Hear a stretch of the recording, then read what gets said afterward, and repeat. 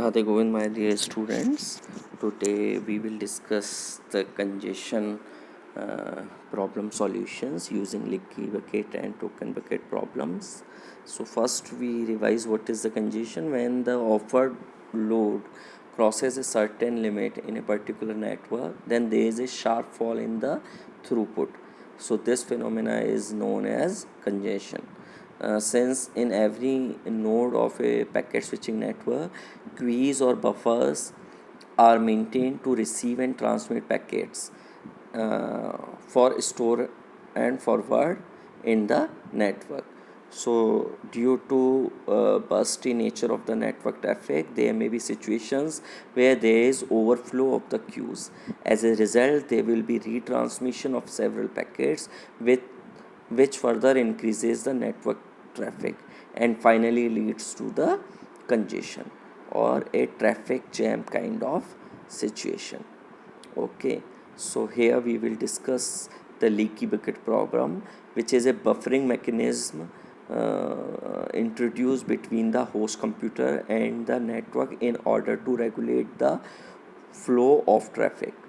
So bursty traffic are generated by the host computer and introduced in the network by leaky bucket mechanism in the following manner. Packets are introduced in the network in one per tick, and in case of buffer overflow, packets are discarded. Okay, so we will discuss this leaky bucket algorithm here. So consider a bucket with a small hole at the bottom. So whatever be the uh, rate of water pouring into the bucket, the rate at which water comes out from that small hole is constant. So this is shown in figure 7.3a. Okay, so this figure shows so once the bucket is full, any additional water entering it spills over the sides and is lost. That is, it doesn't appear in the output stream through the hole underneath. Okay, so the same idea of leaky bucket can be applied to the packets as shown in figure 7.53b, where host machine is generating the bursty traffic. Okay, so when the host has to send a packet, the packet is thrown into the bucket, or you can say buffer. The bucket leaks at a constant rate, meaning the network interface transmit packets at a constant rate from this buffer. Okay, so uh, bursty traffic is converted to a uniform traffic by a leaky bucket. Okay, or you can say, and it is implemented by a buffer at the network interface. In practice, the buffer is a finite queue. The bucket is a finite queue that outputs a at a finite rate. So the queue, or you can say buffer, is used in which the output is at the finite rate. So it doesn't matter that the input is at what rate.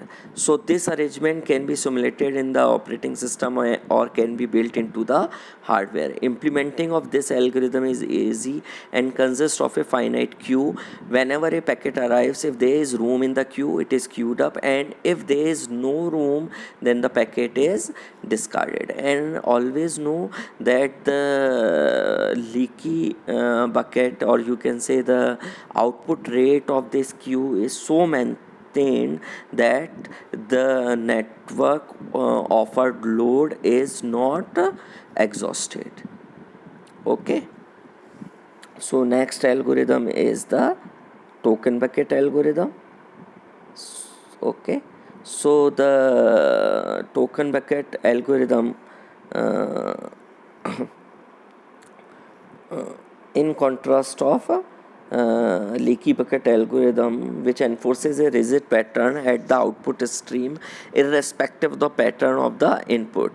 So for the many application, it is better to allow the output to speed up somewhat when a larger burst arrives than to lose the data. So the token bucket algorithm provides a uh,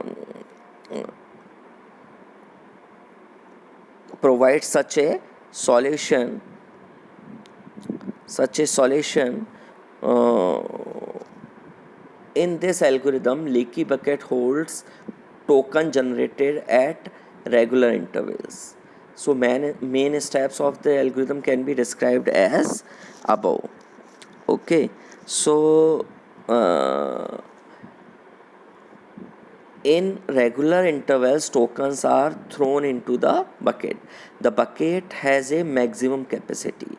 If there is a ready packet, a token is removed from the bucket and the packet is sent. If there is no token in the bucket, the packet cannot be sent. So figure 7.5.4a shows the two scenarios before and after the token present in the bucket have been consumed. So in figure 7.54a, the bucket holds two tokens and three packets are waiting to be sent out of the interface. So in figure 7.54b, these two packets have been sent out by consuming two tokens and one packet is still left. The token bucket algorithm is less restrictive than the leaky bucket algorithm in a sense that it allows bursty traffic. However, the limit of burst is restricted by the number of tokens available in the bucket at the particular instant of time. So the implementation of basic token bucket algorithm is simple. A variable is used just to count the tokens. This counter is incremented every t second and is decremented whenever a packet is sent. So whenever this counter reaches 0, no further packet is sent out as shown in figure 7.55.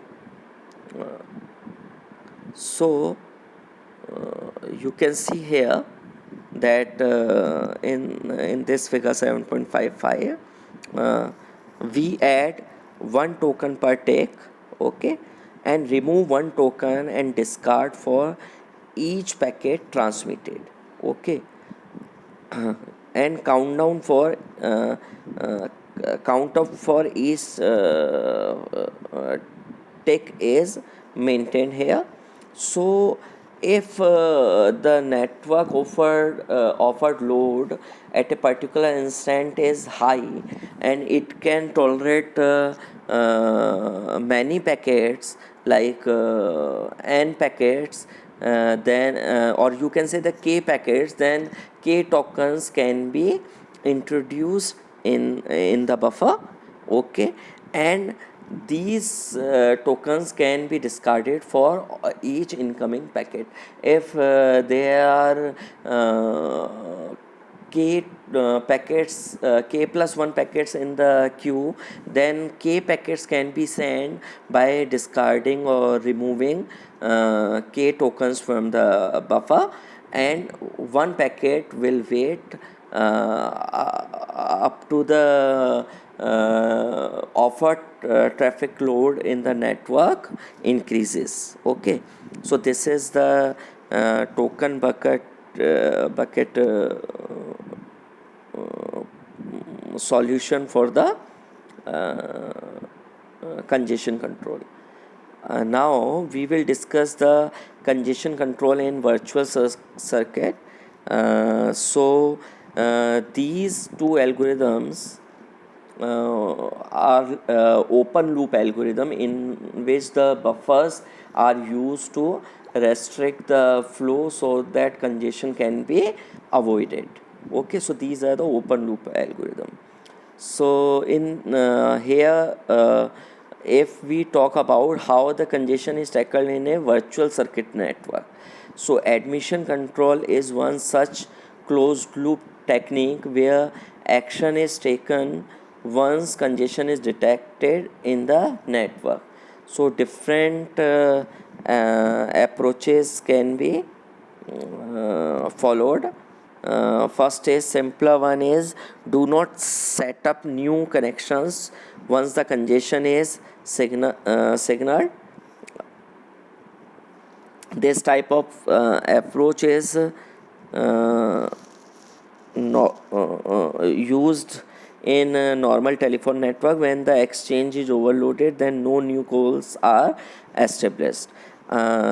This is network busy kind of situation. Another approach which can be followed is to allow new virtual connections but route these carefully so that none of the congested router or none of the problem area is a part of this route.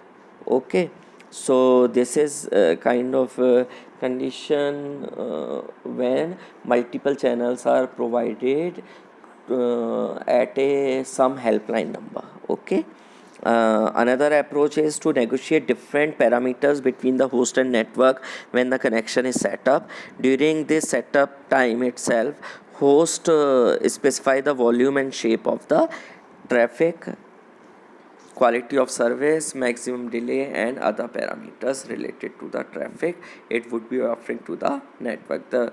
Once the host specifies its requirement, the resource needed are reserved along the path before the actual packet follows. So these closed loop techniques are beyond your syllabus, but we have been discussing here, and now we will discuss the how load shedding can be done.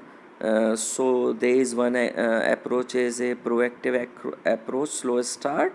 So